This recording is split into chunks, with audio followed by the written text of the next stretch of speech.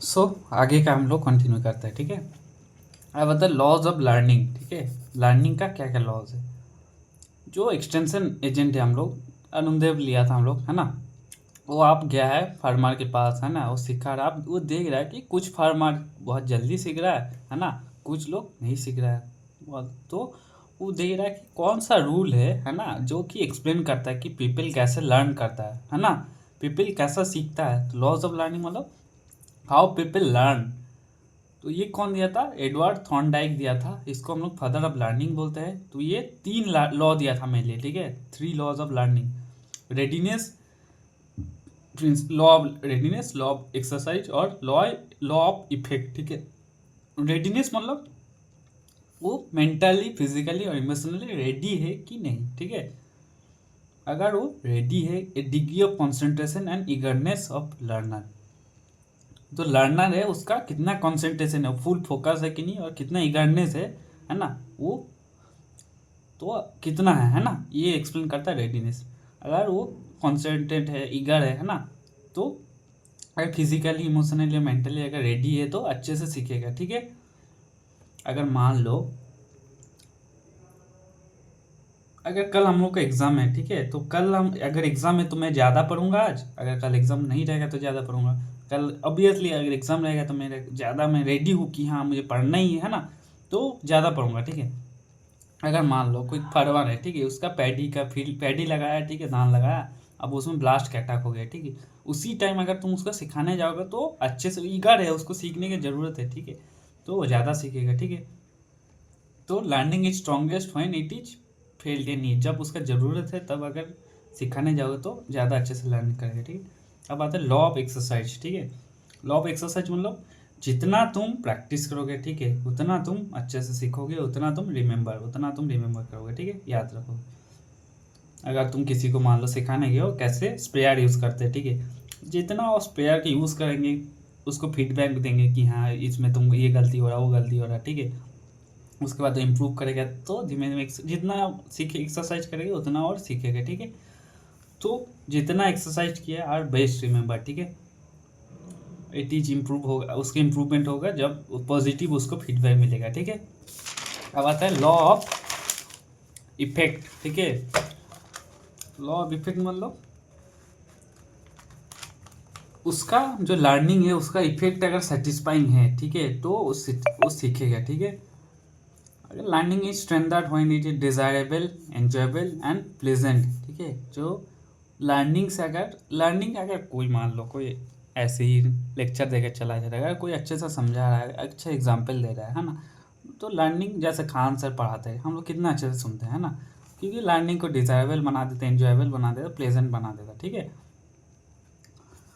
अब मान लो कोई हाइब्रिड राइस के बारे में सिखाया मैंने, ठीक है, अब उसको मान लो जो उसका यील्ड जो इंक्रीज हो गया, ठीक है, वो सेटिस्फाई हो गया, है ना, इनकम उसका बढ़ गया, तो सेटिस्फाई है, खुश है। ठीक है, तो उसका इफेक्ट जो है अच्छा है, तो इसलिए वो खुश है, तो उससे वो ज़्यादा अच्छे से नेक्स्ट टाइम अगर कुछ सिखाने जाएंगे तो और अच्छे से सीखेगा। ठीक है, और भी कुछ कुछ मेन ये जो 3 लॉ दिया था, तो जो थॉर्नडाइक है ना, वो 3 ही लॉ दिया था। ठीक है, अब इसके अलावा भी और कुछ कुछ लॉ है, ठीक है, वो भी हम लोग देख लेते हैं।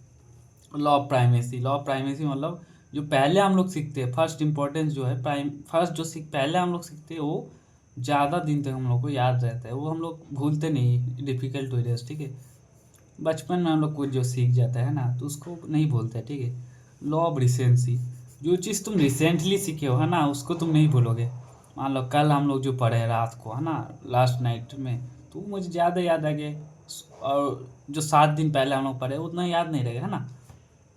अब बताए law of intensity. Law of intensity मतलब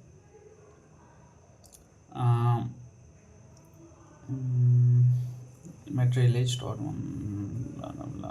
real thing।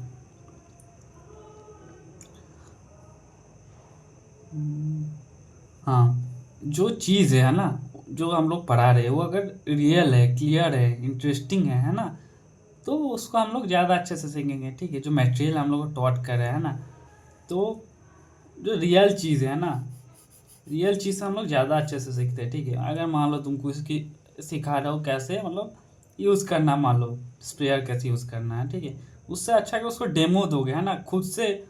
मतलब मैं सीखा, हम लोग इसमें पढ़ते हैं package and practice of groundnut किसे कैसे करते, इतना सीड रेट देना है, इतना स्पेसिंग करना है ना। तो उसके अलावा अगर उसको खेत दे दी जाए और उसको दिखाया जाए ऐसा ऐसा करते, इतना स्पेसिंग करते हो, तो उससे ज़्यादा सीखे, रियल थिंग से वो ज़्यादा सीखता है, ठीक है। लॉ ऑफ फ्रीडम, अगर उसको तुम फ्रीडम दोगे कि कोई चॉइस दोगे, तुमको जो माने वही पढ़ो, है ना, तो वो चीज़ वो अच्छे से सीखे। तो उसको फ्रीडम देना चाहिए। लॉ ऑफ रिक्वायरमेंट, अगर जिस चीज़ का तुमको रिक्वायरमेंट है, हम लोग उस ब्लास्ट, मान लो ब्लास्ट डिजीज़ आ गया, ठीक है, तो मुझे अभी सीखना कैसे हम लोग पेस्ट कंट्रोल करते हैं, तो जिस चीज़, लॉ ऑफ रिक्वायरमेंट मतलब जिस चीज़ का रिक्वायरमेंट हो उसको हम लोग ज़्यादा अच्छे से सीखते हैं, ठीक है। अब आता है डोमेन्स ऑफ लर्निंग, ठीक है। ये ब्लूम्स टैक्सोनॉमी, ब्लूम जो बेंजामिन ब्लूम है 1956 में ये दिया था। तो ये क्या बोला था, जो लर्निंग है, ठीक है, वो सब नॉलेज नहीं है, ठीक है। तो लर्निंग से हम लोग को नॉलेज गेन नहीं होता, हम लोग को उससे हम लोग को लर्निंग इज फीलिंग, है ना, लर्निंग इज फीलिंग है, लर्निंग इज स्किल है, लर्निंग इज थिंकिंग है, ठीक है। तो लर्निंग में बहुत मतलब सिर्फ हम लोग को नॉलेज नहीं गेन करते, मतलब उससे हम लोग का थिंकिंग होता है ना, उससे हम लोग इमोशनल चेंज होता है, ठीक है। तो इसमें बहुत सारे डोमेन होता है, ठीक है। मतलब ये जो है 3 मेन डोमेन दिया था, ठीक है। सबसे पहले हो गया कॉग्निटिव डोमेन, ठीक है। कॉग्निटिव मतलब कॉग्निटिव डोमेन में क्या होता है, उसका थिंकिंग पावर, ठीक है, knowledge and development of intellectual skill, ठीक है, उसका थिंकिंग पावर। कॉग्निटिव डोमेन मतलब मान लो मुझे फर्टिलाइजर के बारे में सिखाना है, तो रवि जो है टीच अबाउट फर्टिलाइजर, मतलब फर्टिलाइजर के बारे में जाना, ठीक है। इसका जो है 6 कैटेगरीज होगा, ठीक है। सबसे पहले हो गया नॉलेज, ठीक है। तो मुझे फर्टिलाइजर के बारे में पढ़ा रहा हो, तो सबसे पहले फर्टिलाइजर के नाम वगैरह पता चला है इसको, बट नॉलेज किया, ठीक है। उसके बाद कॉम्प्रिहेंशन, उसके बाद वो फर्टिलाइजर कैसे काम करते हैं उसके बारे में जाना, ठीक है। अब एप्लीकेशन, कैसे फर्टिलाइजर यूज़ करना है, कैसे अप्लाई करना है फील्ड के, उसको सीखा। अब एनालिसिस, 2-3 फर्टिलाइजर है, उसमें से कौन सा अच्छा है उसका एनालाइज करेंगे, है ना। सिंथेसिस मतलब 2-3 फर्टिलाइजर को मिला के नया फर्टिलाइजर बनाया, ये हो गया सिंथेसिस। और इवोल्यूशन मतलब कौन सा चीज़ बेस्ट है वो सीखा, ठीक है। तो कॉग्निटिव मतलब होता है ना, कॉग्निटिव मतलब उसका थिंकिंग, है ना, थिंकिंग पावर, इंटेलेक्चुअल स्किल उसका डेवलप हो रहा है लर्निंग का, ठीक है। उसका 6 कैटेगरी है, ठीक है, 6 कैटेगरी है कॉग्निटिव डोमेन के। अब आता है अफेक्टिव डोमेन। अफेक्टिव डोमेन मतलब इफेक्टिव डोमेन होता है इफेक्ट, मेरा क्या इफेक्ट है ना, मेरा मतलब इमोशन रिलेटेड, है ना। इफेक्ट क्या है, वैल्यू है, एटीट्यूड क्या है, ठीक है। तो इसमें हम लोग उसका इमोशनली, है ना, वैल्यू क्या है उसका, है ना, ये सब हम लोग डील करते हैं, ठीक है। इसका जो है 5 कैटेगरी, है ना। कॉग्निटिव में 6 था, इसमें 5 है। सबसे पहले रिसीविंग, मतलब रिसीविंग मतलब अटेंशन, मतलब अटेंशन को रिसीव करना, ठीक है। फार्मर लिसन कर रहा है। रिस्पॉन्डिंग मतलब फार्मर कैसे रिस्पॉन्ड कर रहा है, कुछ क्वेश्चन पूछ रहा है। वैल्यूइंग मतलब जो तुम्हारा इम्पोर्टेंट, तुम्हारा जो वैल्यू कर रहा है तुम्हारा बात पे, है ना, तुमको इम्पोर्टेंस दे रहा है ना। उसके बाद ऑर्गेनाइजिंग मतलब गुड जो प्रैक्टिस उसको यूज़ कर रहा है। कैरेक्टराइजेशन मतलब जो हैबिट, पर्सनैलिटी उसके, मतलब हैबिट चेंज हो जाएगा ना, कैरेक्टर क्या है उसका, कैरेक्टराइजेशन। मान लो पहले वो साइंटिफिक वगैरह यूज़ नहीं करता, तो उसके बाद सीखा लर्निंग, उसके बाद साइंटिफिक फार्मिंग यूज़ करने लगे, तो कैरेक्टर चेंज हो गया, ठीक है। अब आता है साइकोमेट्रिक डोमेन, ठीक है। साइको साइकोमोटर मतलब उसका फिजिकल मूवमेंट कोऑर्डिनेशन, है ना, and use of motor skills. Motor मतलब उसका आँख कान कैसे काम कर रहा है, साइकोमोटर मतलब, ठीक है। इसमें 7 परसेप्शन है, ठीक है।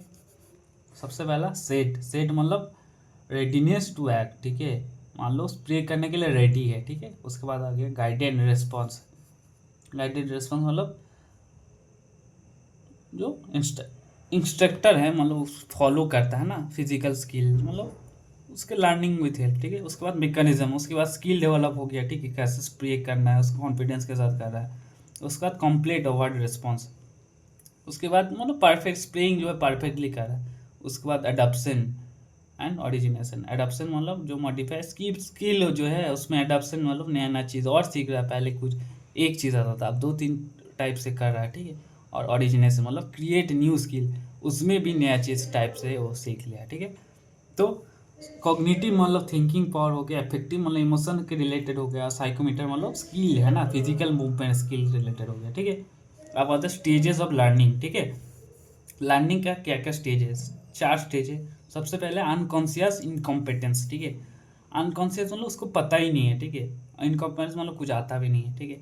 तो इसमें क्या ब्लिसफुल इग्नोरेंस, मतलब उसके बाद कोई नॉलेज ही नहीं है, lack no is we don't know what we don't know. मतलब मान लो कोई स्प्रेयर मशीन, मार्केट में स्प्रेयर मशीन आया है, ठीक है। तो मुझे पता ही नहीं फार्मर को स्प्रेयर मशीन होता क्या है, ठीक है। ये हो गया अनकॉन्शियस इनकॉम्पिटेंस। उसके बाद आते हैं कॉन्शियस इनकॉम्पिटेंस, मतलब मुझे पता है, अब उसको पता चला कि हाँ स्प्रेयर मशीन है, लेकिन उसको चलाना कैसे है उसको नहीं पता, ठीक है। उसको लग रहा है कि हाँ डिफिकल्ट होगा उसको चलाना है वो, ठीक है। अब आता है कॉन्शियस कॉम्पिटेंस, मतलब अब वो सीख गया धीमे धीमे, है ना। उसको learn and understand how to do something. अब धीमे धीमे कॉन्सेंट उसका कॉन्फिडेंस आ रहा है, चलाना सीख गया। अब अनकॉन्शियस कॉन्फिडेंस, अब वो बिना देखे आंख बंद करके भी चला सकते, ठीक, इतना वो सीख गया है ना। Skill becomes second nature. अब आता है एंड्रोगोगी, ठीक है।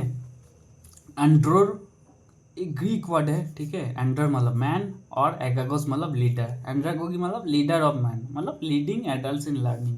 एडल्ट्स को कैसे हम लोग पढ़ाते हैं, ये हो गया एंड्रोगोगी, ठीक है। दो टाइप का होता है एंड्रोगोगी, मतलब एडल्ट को हम लोग कैसे पढ़ाता है। पैडागोगी मतलब जो मतलब जो बच्चा है उसको हम लोग कैसे पढ़ाता है, ठीक है। एंड्रागोगी जो टर्म है कौन दिया था, अलेक्जेंडर नैप दिया था, ठीक है। और जो प्रिंसिपल ऑफ एडल्ट लर्निंग, जो एंड्रागोगी का प्रिंसिपल है कौन दिया था, मैल्कॉम नॉल्स, ठीक है। अब और पेडागोगी का जो बुक लिखा था, पेडागोगी ऑफ ऑप्रेस्ड, कौन लिखा था, पोलो फ्री, ठीक है। तो एंड्रोगोगी में हम लोग क्या पढ़ते हैं कि एडल्ट एजुकेशन, एडल्ट को कैसे पढ़ाएंगे, ठीक है। तो अब आता है प्रिंसिपल ऑफ एडल्ट लर्निंग, कौन दिया था, नॉलेज, ठीक है। सबसे पहले हो गया learning of adult must be problem centre, ठीक है।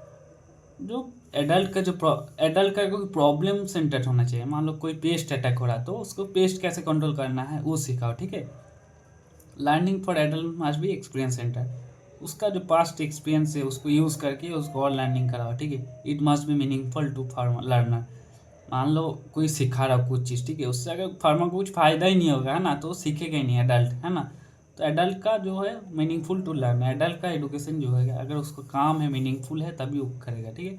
Learner must be free to examine to experience, learner जो है अपना एक्सपीरियंस शेयर करने के फ्री होना चाहिए। ऐसा नहीं कि तुम उसका एक सुनोगे ही नहीं, ठीक है। कुछ थिंक क्वेश्चन करेगा, है ना, ओपिनियन शेयर करेगा। The goals must be set and search organise by the learner, जो लर्नर अपना गोल सेट करेगा कि हाँ मुझे ये सीखना है और वही चीज़ वो सीखेगा, ठीक है। और learner must have feedback about progress toward, और उसको फीडबैक भी मिलना चाहिए कि हाँ उसका कितना गोल उसको प्रोग्रेस हुआ, ठीक है।